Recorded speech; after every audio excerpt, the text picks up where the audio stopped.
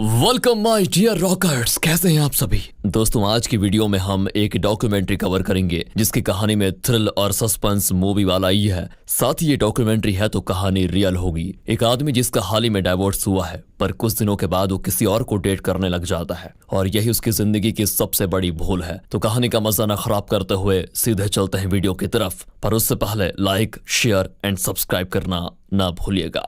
Welcome in love stalker killer. तो ये कहानी है डेव की, जो कि पेशे से एक मैकेनिक है।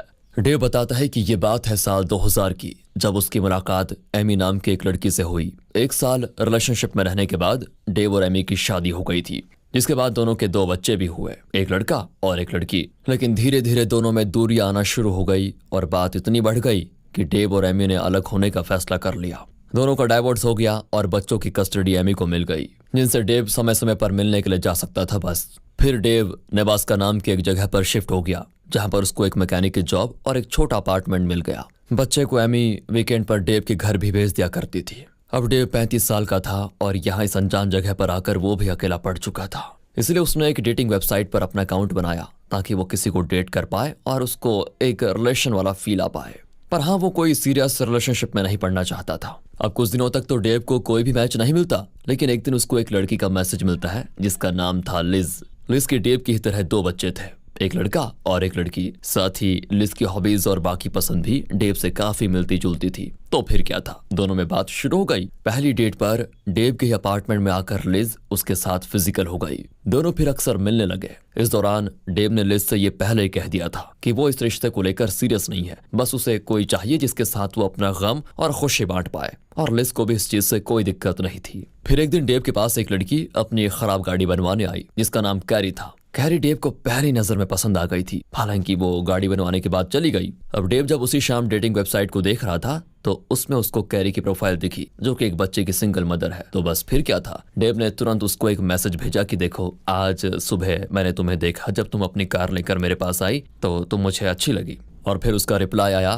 कि मैं भी तुम्हें नहीं भूली हूँ। यहाँ पर दोनों की बातें शुरू हो गई और फिर उन्होंने भी डेटिंग करना शुरू कर दिया, जिस दौरान डेव ने कैरी को अपने घर चलने के लिए बोला, जिसके लिए वो मान गई। यहाँ कैरी ने डेव से ये कह दिया था कि मैं इस रिश्ते को लेकर कोई सीरियस नहीं हूँ, और ये सुनकर डेव खुश हो गया क्योंकि वो तो यही चाहता था। उसने कैरी को अपने घर भी बुला लिया। फिर कुछ टाइम के बाद ये लोग घर में दाखिल हुए थे कि तभी वहां पर लिज आ गई। वो डेव से कहती है, सॉरी अगर तुम डिस्टर्ब हुए, मैं यहाँ पर अपना कोई सामान भूल गई थी इसीलिए आई। अब डेव उसे मना तो नहीं कर सकता, अब उसको हर एक चीज कैरी से बतानी पड़ती है। और फिर इस चीज को कैरी समझकर वहां से अपने घर के लिए निकल गए। इस पॉइंट पर ही कैरी और लिज आमने सामने थी। लिज के निकलने के बाद डेव ने कैरी को फिर कॉल किया, जो कि अपने घर तो निकल चुकी थी, पर अब वो डेव को अपने घर आने को कहती है। डेव तुरंत उसके बताए पते पर पहुंचता है। असल में कैरी जहां पर काम करती थी वो जगह डेव के अपार्टमेंट के आसपास ही थी, तो ये लोग अक्सर मिलने लगे। कुछ दिन के बाद एक सुबह जब डेव अपने घर में कैरी के साथ था तो वो उसको सोता हुआ छोड़कर अपने काम पर निकल गया। करीब 3 घंटे के बाद उसे कैरी का एक मैसेज मिला कि अब हम साथ में रह सकते हैं,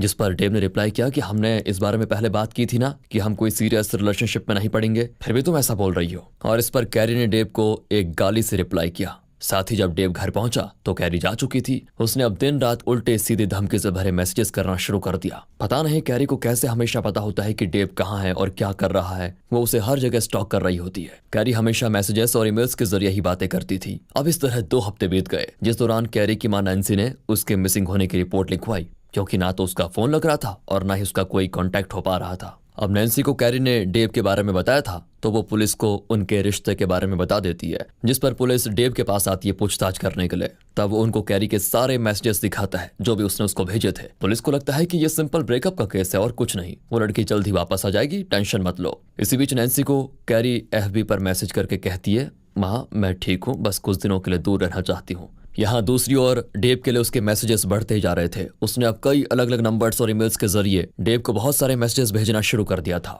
हद तो तब हो गई जब उसने लिज को उसके ही घर के अंदर लिज की फोटो भी भेजी, यानी कि वो उसके घर भी आई थी। इस बारे में लिज तुरंत डेव को बताती है। अब डेव पुलिस में कंप्लेन करता है क्योंकि अब चीजें हद से बाहर हो रही थी। यहाँ तक कि कैरी लिज के साथ उसके बच्चों को मारने की धमकी दे रही होती है। अब इस केस को ऑफिसर क्रिस अपने हाथ में ले लेता है। उनको पता चलता है कि कैरी ने अपनी माँ से फोन पर बात नहीं की बल्कि मैसेज में की थी। इधर कैरी की वजह से लिज और डेव फिर से करीब आ चुके थे। डेव भी लिज के साथ टाइम बिताना शुरू कर देता है और अब सब कुछ कैरी के मन मुताबिक नहीं हो रहा था। इसीलिए कैरी ने लिज की कार में स्क्रैच मार दी और उसे मैसेज करके जान से मारने की धमकी दी। वो लिज को डेव से दूर रहने के लिए कह रही थी। हद तो तब हो गई जब कैरी लिज की खिड़की का शीशा तोड़कर उसके घर के अंदर गई और वहां पर आग लगा दी। कि तो लिज की किस्मत अच्छी थी कि उस वक्त तो वहां पर नहीं थी, उसके बच्चे भी घर पर नहीं थे। अब इन सबसे लिज की लाइफ पर काफी ज्यादा असर पड़ रहा था। वो बहुत डर गई थी। ऊपर से डेव खुद को इन सभी का जिम्मेदार मान रहा था क्योंकि उसके लिए ही कैरी लिज के साथ ये सारी चीजें कर रही है। साथ ही कैरी ने अपनी माँ से बताया था कि आप मेरे बेटे का ध्यान रखना,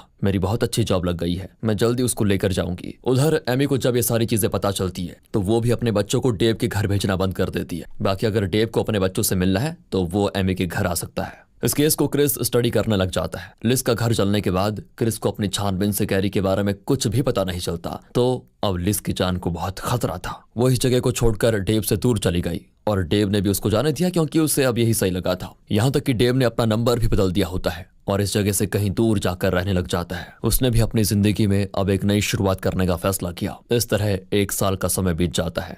इसी बीच कैरी भी कुछ नहीं करती और पुलिस इस केस को बंद कर देती है। लेकिन फिर कैरी की मां नैन्सी 2 डिटेक्टिव्स को हायर करती है ताकि कैरी का पता लगाया जा सके, क्योंकि कैरी इस बीच उनसे एक भी बार ना तो मिलने आई और ना ही उसने कॉल किया था। इन 2 डिटेक्टिव्स में नाम होता है इनका रयान और जिम, जो कि कैरी की फाइल को फिर से देखते हैं तो उन्हें पता चलता है कि पति की मौत के बाद कैरी डिप्रेशन में थी और उसे बाइपोलर डिसऑर्डर भी था। तो हाँ, वो ये हरकत कर सकती है। पर एक बात बहुत ही अजीब थी, जब रयान और जिम ने कैरी के फ्लैट की तलाशी ली तो वहां पर उसके कपड़े, उसकी सारी चीजें, सब कुछ रखा हुआ था। ऐसे कैसे हो सकता है कि कोई कहीं चला गया और अपना एक भी सामान को ना लेकर जाए। उसने अपनी माँ को भी नहीं बताया था कि वो आखिर है कहाँ। फिर एक दिन कैरी ने अचानक डेव को मैसेज किया और इस बार वो डेव की एक्स वाइफ एमी और उसके बच्चे को जान से मारने की धमकी दे रही होती है। ये धमकी उसने एमी को भी दी होती है और यहाँ तक कि उसे ये भी पता रहता है कि एमी कहाँ रहती है, क्या करती है, कहाँ जाती है। ऐसा लग रहा होता है जैसे कैरी एमी के आसपास ही कहीं रहती हो। उसने एक तरह से एमी पर पूरी तरह से नजर बनाए रखी होती है। अब इस बात से परेशान होकर एमी पुलिस और डेव को सब बता देती है।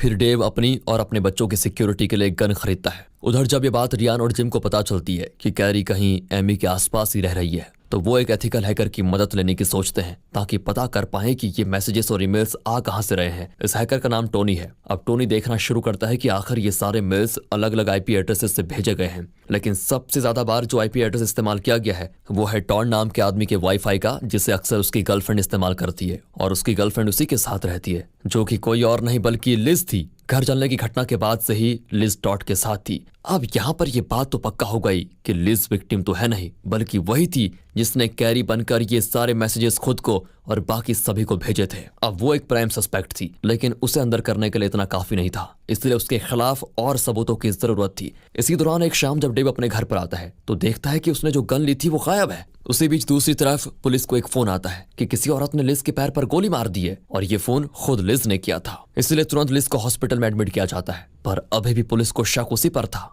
मगर अब ये केस तो मीडिया में आ चुका है तो इस पर सभी की नजरें हो जाती है, इसलिए पुलिस भी थोड़ा सतर्क हो जाती है। और जब लिज पूरी तरह से ठीक हो जाती है तो वो लिज को कुछ सवालों के जवाब देने के लिए बुलाते हैं। यहाँ रियान और जिम पुलिस के साथ काम कर रहे होते हैं। उन्हें अब कैरी को ढूंढने से फोकस हटाकर ये पता करना होता है कि आखिर वो जिंदा भी है या फिर नहीं, और अगर जिंदा है तो कहाँ पर है, और ये सारे जवाब सिर्फ लिज ही दे सकती है। अब वो लिज से इस तरह से पूछताछ करते हैं कि जैसे उनका सारा शक एमी पर है कि एमी ये सब कुछ कर रही है। लिज से पूछा जाता है क्या एमी ने कोई ऐसा मैसेज आपके या कैरी के बारे में किया है।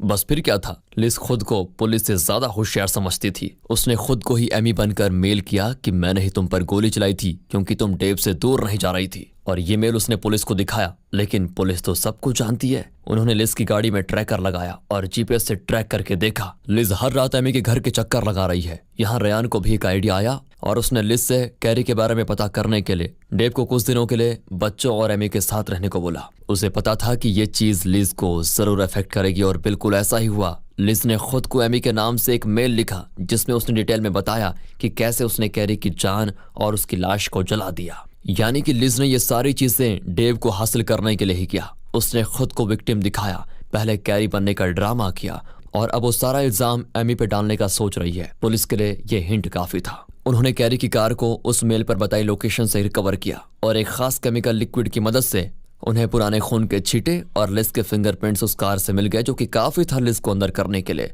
लेकिन लाश मिले बिना कैरी का खून हुआ और वो लिज ने किया, ये साबित करना मुश्किल था।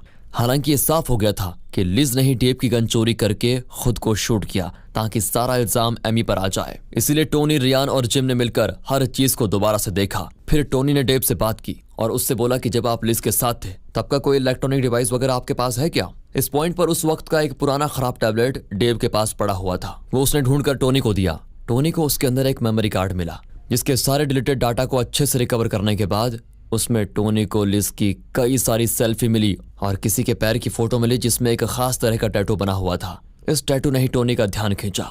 इस फोटो को जब टोनी ने नैन्सी को दिखाया तो उसने बताया कि ये चाइनीज टैटू कैरी ने अपने पैर पर बनवाया था, जिसका मीनिंग माँ है, यानी कि ये फोटो कैरी के पैर की थी जिसे लिज ने एक ट्रॉफी के तौर पर खींचा हुआ था। पर वो जल्दी में इसे डेव के टैबलेट में ही भूल गई। उसने सोचा डिलीट कर दिया है, किसी का ध्यान इस तरफ कहाँ जाएगा। इसी सबूत के बल पर कोर्ट ने लिज को कैरी के खून का दोषी माना और उसे उम्र कैद की सजा सुनाई, वो भी बिना किसी पेरोल के। इस कहानी को टोनी, रियान और जिम ने मिलकर ही किया था। जिस कैरी की इमेज खराब हुई थी उस इमेज को इन्होंने क्लियर कर दिया था। हालांकि उसकी लाश नहीं मिल पाई, पर एक तरफ से उसे इंसाफ मिल गया था। कैरी बहुत ही हंसमुख और जिंदा दिल लड़की थी और इस चीज का जब डेव को पता चला तो वो भी काफी दुखी हुआ। तो दोस्तों, डेटिंग साइट पर अगर आप हैं तो थोड़ा ध्यान से, क्योंकि समझ गए ना। इसी के साथ ये डॉक्यूमेंट्री खत्म होती है। मिलते हैं ऐसी बेहतरीन मूवीज एक्सप्लेनेशन के साथ, तब तक के लिए गुड बाय, अपना ख्याल रखिए दोस्तों, and finally thanks for watching.